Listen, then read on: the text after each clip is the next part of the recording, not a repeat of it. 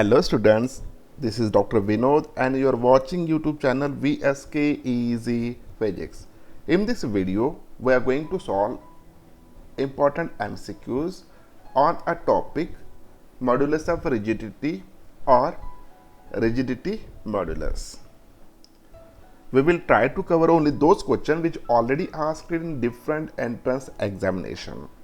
So without wasting time, let us start one by one.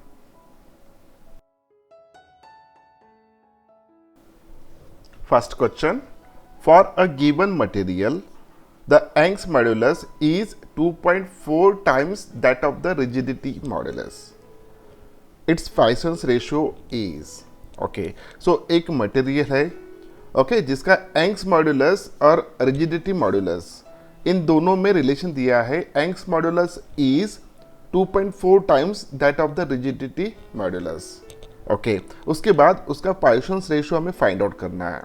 Okay so यहाँ पे Young's modulus हम किस symbol से रिप्रेजेंट करते हैं? y से. रिजिडिटी मॉड्यूलस हम किस सिंबल से रिप्रेजेंट करते हैं? ईटा से. ओके और Poisson's रेशियो हम किस सिंबल से रिप्रेजेंट करते हैं? सिग्मा से. अब यहाँ पे एक इक्वेशन हमें पता है जो तीनों को कोरिलेट करता है. Okay so Young's modulus, modulus of rigidity या रिजिडिटी मॉड्यूलस, उसके बाद Poisson's रेशियो. वो रिलेशन कौन सा है? That relation is nothing but the y is equals to 2 times eta 1 plus sigma. Okay, Young's modulus is equals to 2 times of that's of the rigidity of modulus 1 plus Poisson's ratio. Okay, so इस relation को हम use करना है. इस relation का use करके हमें sigma find out करना है. ओके अब कैसे देखिएगा, यहाँ पे उन्होंने दिया है कि y और ईटा में दोनों में रिलेशन क्या है? That relation is nothing but the y is equals to 2.4 times of eta. Okay y की वैल्यू कितना दिया है? 2.4 times of that eta. Substitute this value in this equation. जब हम इस वैल्यू को इस इक्वेशन में सब्स्टिट्यूट करेंगे तो Young's मॉड्यूलस की जगह पे 2.4 into eta it is equals to 2 into eta 1 plus sigma. Okay so eta eta get cancel और ये 2 अगर इस साइड आ जाता है तो it become a 1.2. So 1.2 it is equals to 1 plus sigma. Okay तो sigma is equals to 1.2 minus 1 हो जाएगा तो सिग्मा की वैल्यू कितना आना चाहिए? It is equals to 0.2. So ये होगा सिग्मा की value which is equals to 0.2. आपको ये याद रखना है कि इन तीनों में रिलेशन क्या है. ये रिलेशन हमेशा याद रखना है आपको, ये बहुत काम में आने वाला है. y is equals to 2 eta 1 plus sigma, where sigma is nothing but the Poisson's ratio, eta is nothing but the rigidity modulus और ये Young's मॉड्यूलस है. तो इस क्वेश्चन का आंसर जो भी होगा it is nothing but the D option is correct one.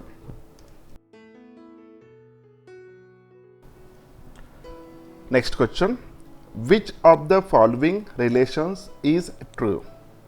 Okay so यहाँ पे देखिए बल्क मॉड्यूलस है sigma that is the Poisson's ratio और Young's मॉड्यूलस और यहाँ पे ईटा भी दिख रहा है that is nothing but the rigidity modulus. Okay तो इनमें रिलेशंस क्या है?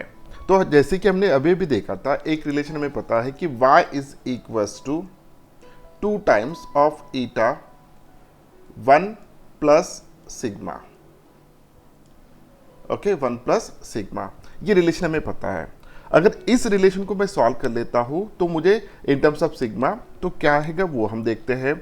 सो 2 upon so y is equals to 2 eta plus 2 eta sigma. Okay, y minus 2 eta it is equals to 2 eta into sigma. Okay इसको इस side transfer कर दिया. अब sigma is equals to क्या आएगा? Sigma is equals to y upon y minus twice eta upon twice eta. So this is equals to y okay सिर्फ 2 से अगर डिवाइड करते हैं तो y बाय 2 आएगा यहाँ पे माइनस ईटा अपॉन ईटा। अब इसको अगर हम सॉल्व कर लेते हैं, this become 0.5 Young's modulus minus eta upon eta. So this is a relation between Young's modulus, sigma and eta. So sigma is equal to 0.5 y minus eta upon eta. ये इस equation के basis पे हमने ये equation find out किया last वाला, okay, in terms of sigma. तो D option मुझे करेक्ट लग रहा है इस इक्वेशन में। सिग्मा इस प्रॉब्लम में sigma is equal to 0.5 y minus eta upon eta. Next question, the lower surface of a cube is fixed on its upper surface, force is applied at an angle of 45 degree from its surface. The change will be of type. Okay, so यहाँ पे change किस में हो रहा है? Shape में हो रहा है, साइज में हो रहा है, नन या shape and size. Okay, so situation कैसा है सबसे पहले वो देख लीजिएगा। Situation is like this one, this is nothing but the one cube, okay, whose lower end it is fix. जो भी लोअर एंड यहाँ पे इसका हम कंसिडर कर रहे हैं, ये टोटली फिक्स है एक सरफेस पे, ओके। सो इसको हमने यहाँ पे फिक्स कर दिया, ओके। अब यहाँ पे इस सरफेस के ऊपर, अपर सरफेस के ऊपर हम एक फोर्स अप्लाई कर रहे हैं। वो फोर्स कुछ इस तरीके से हम अप्लाई कर रहे हैं, this is nothing but the external force, okay. So external force है तो मैं यहाँ पे कैपिटल एफ से रिप्रेजेंट करता हूँ इस फोर्स को। अब यहाँ पे जो भी फोर्स हम अप्लाई कर रहे हैं इस अपर सरफेस पे, वो फोर्स हम अप्लाई कर रहे हैं with makes an angle 45 degree with respect to the surface, okay. Surface के साथ कितना एंगल बना रहा है वो फोर्स? 45 डिग्री। अब अगर इस फोर्स को हम रिजॉल्व करते हैं, ना तो ये नॉर्मल है ना तो ये इस डायरेक्शन में है टेंजेंशियल, तो इस फोर्स की जो भी हम दो कंपाउंड्स बनाएंगे वो दो कंपाउंड्स कुछ इस तरीके से आएंगे। So one force it is along this direction, okay. So इस डायरेक्शन में एक फोर्स आएगा जिसको हम इस डायरेक्शन में रिप्रेजेंट कर सकते हैं यहाँ पे, और उसके बाद एक फोर्स इस डायरेक्शन में एक्ट होगा, ओके। अब ये जो भी फोर्स एक्ट हो रहा है इनको मैं यहाँ पे रिप्रेजेंट कर लेता हूँ। एक फोर्स इस डायरेक्शन में एक्ट होगा जब हम इसको रिजॉल्व कर लेंगे, दूसरा फोर्स इस डायरेक्शन में एक्ट होगा, ओके, अलोंग द सरफेस इस डायरेक्शन में वो एक्ट होगा। अब ये जो दो फोर्स एक्ट हो रहे हैं, ओके, एक फोर्स ऐसे एक्ट होगा, दूसरा फोर्स ऐसे एक्ट होगा, ओके। तो इस फोर्स का वैल्यू कितना होना चाहिए? अगर इसको रिजॉल्व कर लेते हैं तो इस डायरेक्शन में जो भी फोर्स एक्ट होगा उसका कंपोनेंट आएगा it is equal to F sine theta, और इस डायरेक्शन में जो भी फोर्स एक्ट होगा वो आएगा एफ कॉस थीटा, ओके। तो अब यहां पे देखिए ये जो भी फोर्स है, this force is nothing but the tangential force, उस सरफेस के पैरेलल में लग रहा है, अलोंग द टेंजेंट हम कह सकते हैं। सो this is the tangential force, okay. और इस फोर्स की वजह से क्या चेंज होने, इस ऑब्जेक्ट का क्या चेंज होने वाला है? उसका शेप चेंज होगा, ओके। टेंजेंशियल फोर्स की वजह से उस सरफेस का, सॉरी, उस ऑब्जेक्ट का शेप चेंज होगा। जैसे कि मॉडुलस ऑफ रिजिडिटी हमने देखा है, रिजिडिटी मॉडुलस में देखा है, उसी तरह इस फोर्स की वजह से क्या होगा? इस फोर्स की वजह से यहाँ पे ये नॉर्मल फोर्स है, ओके। इस फोर्स की वजह से इसका साइज कम होगा, यानी दो फोर्सेस एट ए टाइम एक्ट हो रहे हैं। हम अगर इस फोर्स का रिजोल्यूशन कर रहे हैं तो एक कंपोनेंट आ रहा है उसका जो भी नॉर्मल है, और जिसकी वजह से क्या चेंज होने वाला है? Size, okay. और सेकंड जो भी फोर्स है टेंजेंशियल फोर्स, इसकी वजह से क्या चेंज होने वाला है? शेप। सो यहाँ पे इस जब आप फोर्स अप्लाई कर रहे हैं रादर देन 90 डिग्री और टेंजेंशियल, तो ये फोर्स की वजह से कंपोनेंट्स क्रिएट हो रहे हैं, और इन दोनों कंपोनेंट्स की वजह से उस ऑब्जेक्ट का शेप भी चेंज होता है और साइज भी चेंज होता है। तो ऑप्शन कौन सा करेक्ट आने वाला है? Option D is correct one. Next question, the upper end of wire of radius 4 millimetre and length 100 centimetre is clamped and its other end is twisted through an angle of 30 degree, then the angle of shear is. Situation is like this one. Let us imagine that this is nothing but the one wire, okay, whose radius is nothing but the 4 millimeter and length is nothing but the 100 centimeter. हम दिखाते वक्त ऐसे दिखा रहे हैं उसको, okay. So it is fixed at one of its end to the rigid support. यहाँ पे उसको हमने फिक्स कर दिया. अब हम क्या करने वाले हैं, अब हम इस लोअर एंड जो भी है इसको हम ट्विस्ट करने वाले हैं, ओके. इसको हम ट्विस्ट करेंगे, यहाँ पे फोर्स अप्लाई करके, टॉर्क अप्लाई करके इसको हम ट्विस्ट अप करेंगे. जब हम इसको ट्विस्ट करेंगे तो ऑब्वियसली है ये सरफेस फिक्स होने की वजह से ये फिक्स होगा, इसका ट्विस्टिंग नहीं होगा, लेकिन लोअर सरफेस पूरा ट्विस्ट होगा, ओके. सो यहाँ पे दो एंगल्स बनते हैं, जैसे कि हमने थ्योरी में देखा था कि first one is nothing but the theta which is called as an angle of twist, और वो यहाँ पे दिया है which is equals to 30 degree. और सेकंड एंगल होता है that is nothing but the angle of shear, okay. So यहाँ पे एंगल ऑफ शेयर की वैल्यू हमें फाइंड आउट करना है. और इसके अलावा क्या क्या दिया है, रेडियस दिया है, that radius is equals to 4 millimetre, so 4 into 10⁻³ metre. और उसके बाद लेंथ दिया है that length is equals to L which is equals to 100 centimetre, okay. So 100 into 10⁻² metre. अब हम क्या करेंगे, अब हम फॉर्मूला यूज करेंगे जो कोरिलेट करेगा एंगल ऑफ ट्विस्ट और एंगल ऑफ शेयर को, ओके. और वो फॉर्मूला है R theta it is equals to L into phi. What is the theta? It is the angle of twist. This is the angle of shear. This is the length of that wire. This is the radius of that cross section. Okay. So हमें find out करना है phi. Therefore phi is equals to r into theta upon l. अब सभी values हम यहाँ पे substitute कर देते हैं. So this is equals to r की वैल्यू कितना है, 4 into 10⁻³ 4 into 10⁻³ multiplied by theta की वैल्यू कितना है, it is equal to 30 degree divided by L की वैल्यू है यहाँ पे 100 इंटू 10⁻², 100 इंटू 10⁻². जब हम इसको सॉल्व करेंगे तो ये क्या कितना आएगा, it is equal to 0.04 multiplied by 30 degree, it is equals to 0.12 degree. Okay, so this is nothing but the angle of shear which is equals to 0.12 degree. So ये हो गया आंसर. तो मेरे हिसाब से option B is correct one.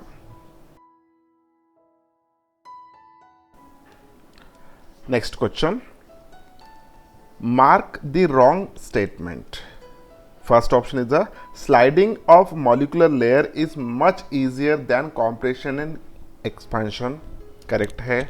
The reciprocal of bulk modulus of elasticity is called compressibility. ये भी सही है. It is difficult to twist a long rod as compared to the small rod. ये थोड़ा डाउट लग रहा है. Okay. Hollow shaft is much stronger than a solid rod of same length and same mass. ये भी सही है.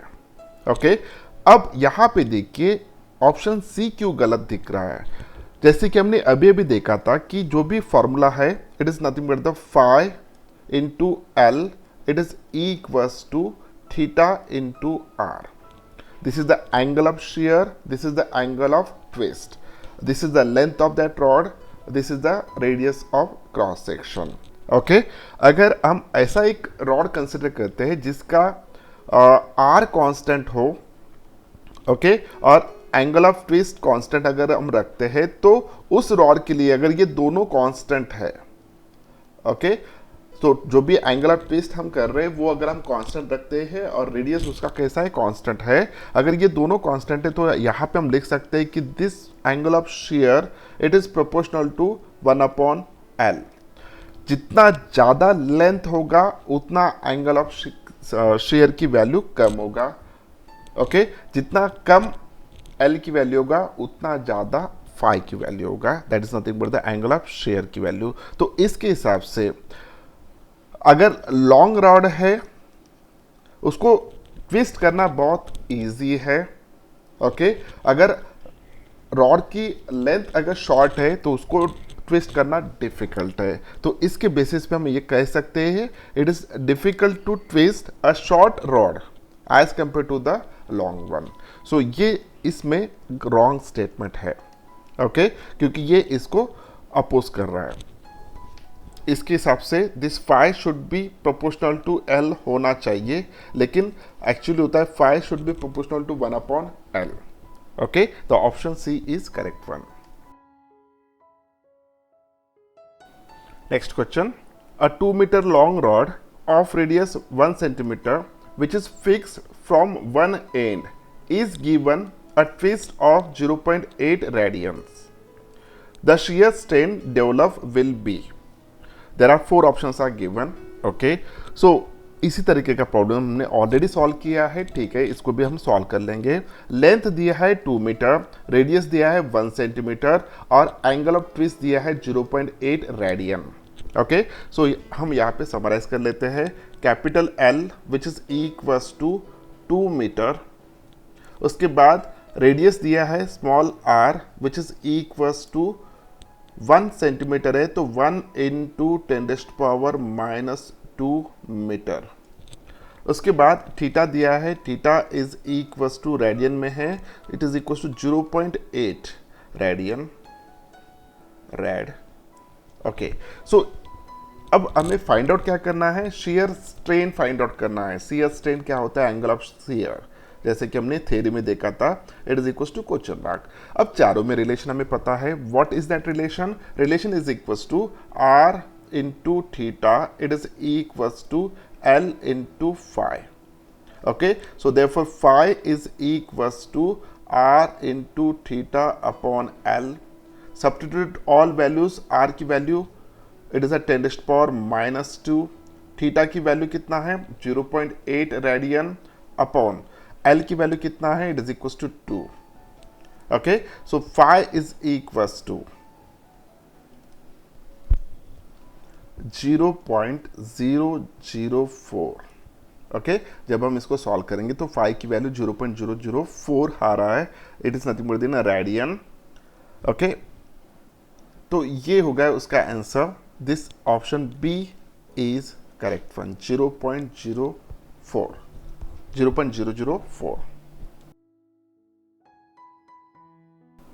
Next one, which statement is true for a metal? The first option is Young's modulus is less than rigidity modulus. Young's modulus is equals to rigidity modulus. Young's modulus is greater than rigidity modulus, and Young's modulus is always less than 1/, rigidity modulus। इनमें से कौन सा option correct होगा, okay. जब हम इन दोनों में क्या रिलेशन है ये फाइंड आउट करते हैं तो हमें एक इक्वेशन मिलता है, that equation is nothing but the y is equals to 2 times eta into 1 plus sigma, okay. ये एक रिलेशन मिल गया है। What is the sigma, sigma is nothing but the Poisson's ratio and eta is nothing but the rigidity modulus and this is the Young's modulus, okay। अब यहाँ पे जब हम बात करते हैं मेटल की, तो मेटल के लिए, किसी भी मेटल के लिए सिग्मा की वैल्यू हमेशा पॉजिटिव होता है, okay. So value of sigma it is in between 0 to 0.5, तो हमेशा वो पॉजिटिव होगा। अगर वो पॉजिटिव होता है तो यहाँ पे ये इक्वेशन देखिए कैसे मॉडिफाई होगा, if sigma is positive then y is greater than eta. So ये एक इक्वेशन निकल के आ रहा है, अगर सिग्मा की वैल्यू पॉजिटिव है तो, और मेटल के लिए सिग्मा की वैल्यू हमेशा पॉजिटिव होता है। तो Young's modulus is always greater than the modulus of rigidity और rigidity modulus. So option C is correct one. Next question, shearing stress causes change in। अब shearing stress means tangential force की वजह से जो भी स्ट्रेस प्रोड्यूस होगा एक आदि ऑब्जेक्ट में, वो वाला स्ट्रेस, ओके। तो शेयरिंग स्ट्रेस की वजह से क्या चेंज होता है, ऑब्वियसली है it changes the shape, okay, tangential stress यानी शेयरिंग स्ट्रेस की वजह से शेप चेंज होगा। उसका लेंथ कब चेंज होता है? लॉन्जिट्यूडनल स्ट्रेस की वजह से। ओके, ब्रेड्थ, वॉल्यूम, ये अलग अलग स्ट्रेसेस की वजह से अलग अलग उसके डायमेंशंस चेंज होते हैं। तो यहाँ पे हम बात कर रहे हैं शेयरिंग स्ट्रेस की वजह से, तो इसकी वजह से उसका शेप चेंज होता है। फॉर एग्जांपल, अगर हम बात करते हैं एक ऑब्जेक्ट की, अगर ये ऑब्जेक्ट हमने एक सरफेस पे रख दिया और उसका जो भी लोअर एंड है ये अगर हमने फिक्स कर दिया, लोअर एंड यहाँ पे हमने फिक्स कर दिया, अगर हम एक टेंजेंशियल फोर्स अप्लाई कर रहे हैं यहाँ पे इन दिस डायरेक्शन, ओके, तो इस डायरेक्शन में जब हम टेंजेंशियल फोर्स अप्लाई कर रहे हैं तो ये जो भी फोर्स है विद रिस्पेक्ट टू सरफेस ये टेंजेंशियल फोर्स है। इसकी वजह से क्या होगा? अपर सरफेस का डिस्प्लेसमेंट होगा with respect to the lower surface. तो इस ऑब्जेक्ट का जो भी शेप है दैट शेप गेट चेंजेस, वो शेप उसका चेंज हो जाएगा लाइक दिस वन, जब हम उसके ऊपर फोर्स अप्लाई करेंगे तब। तो ये जो भी स्ट्रेस प्रोड्यूस हो रहा है it is due to the tangential force, और टेंजेंशियल फोर्स की वजह से जो भी स्ट्रेस प्रोड्यूस होता है उसको हम बोलेंगे शेयरिंग स्ट्रेस। ओके, सो शेयरिंग स्ट्रेस की वजह से उस ऑब्जेक्ट का क्या चेंज होता है? शेप चेंज होता है।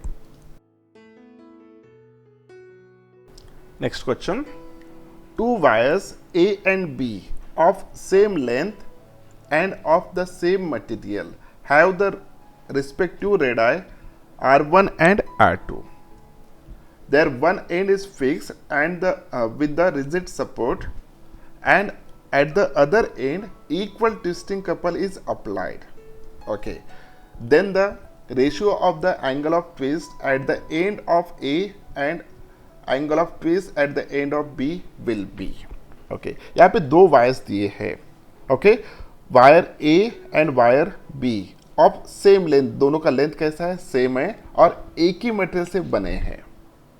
ओके, दोनों का लेंथ सेम है, एक ही मटेरियल से बने हैं, इसलिए दोनों का मॉडुलस ऑफ रिजिडिटी जो भी होगा या रिजिडिटी मॉडुलस जो भी होगा वो सेम होना चाहिए।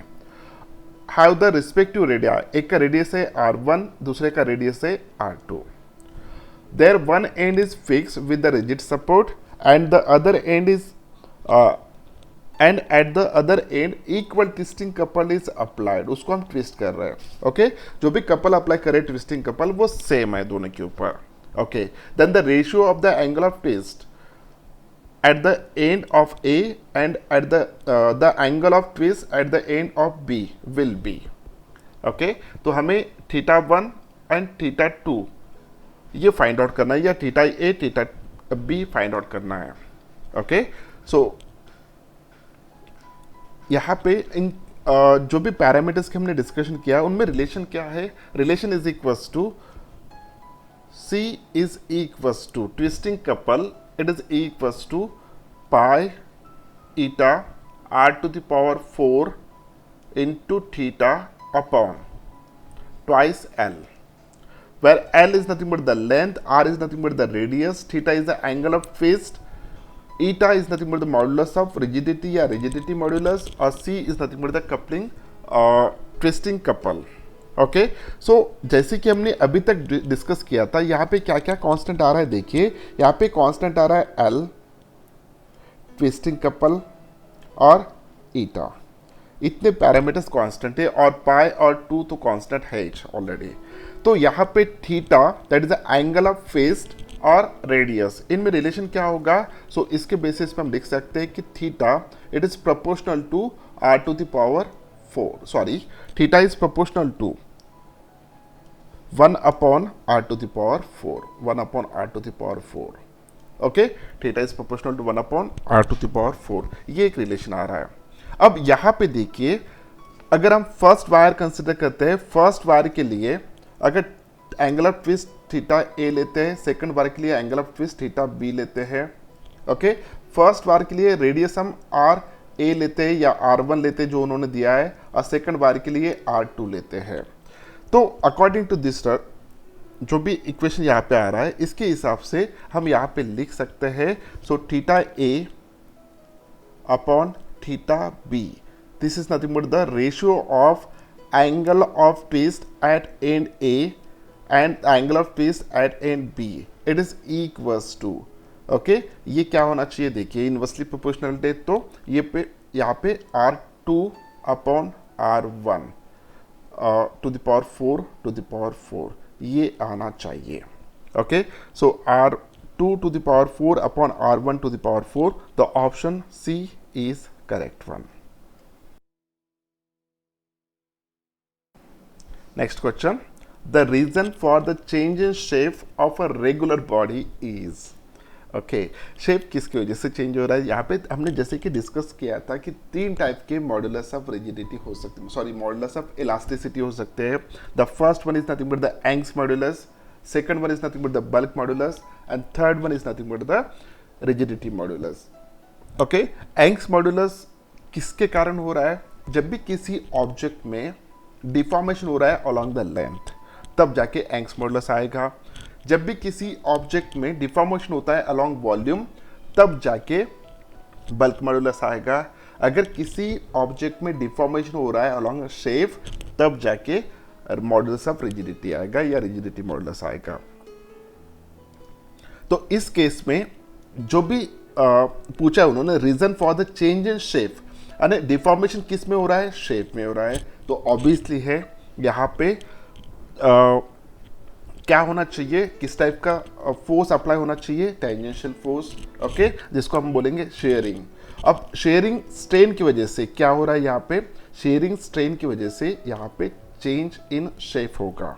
वॉल्यूम स्ट्रेस की वजह से क्या हो सकता है? बल्क मॉडुलस से रिलेटेड है, उसका वॉल्यूम चेंज होगा. तो option B is correct one. ज़्यादा डिस्कशन ना करते हुए ऑप्शन बी कैसा है? करेक्ट है. इतना आपको याद रखना है, जब भी डिफॉर्मेशन अलॉन्ग लेंथ होता है तो वहाँ पे यंग्स मॉडुलस आना ही चाहिए. अगर ऑब्जेक्ट में डिफॉर्मेशन हो रहा है अलॉन्ग वॉल्यूम, तो वहाँ पे बल्क मॉडुलस आना चाहिए. अगर शेप भी चेंज हो रहा है तो वहाँ पे आना चाहिए मॉडुलस ऑफ रिजिडिटी. अगर एक ऑब्जेक्ट है, इसके ऊपर जैसे मैंने फोर्स अप्लाई किया, मान के चलिए इसका लेंथ भी चेंज हो रहा है, इसका वॉल्यूम भी चेंज हो रहा है और इसका शेप भी चेंज हो रहा है, तो इस ऑब्जेक्ट के रिलेटेड तीनों मॉडुलस ऑफ इलास्टिसिटीज रहेंगे. ओके, तो इसका आंसर जो भी है, it is a sharing strain. तो बच्चों, उम्मीद करता हूँ कि वीडियो आपको अच्छा लगा. अगर वीडियो अच्छा लगा तो इस वीडियो को लाइक कीजिए, अपने दोस्तों के साथ शेयर कीजिए, और अभी तक अगर आपने इस चैनल को सब्सक्राइब नहीं किया है तो चैनल को सब्सक्राइब कीजिए. Thank you very much. Bye bye.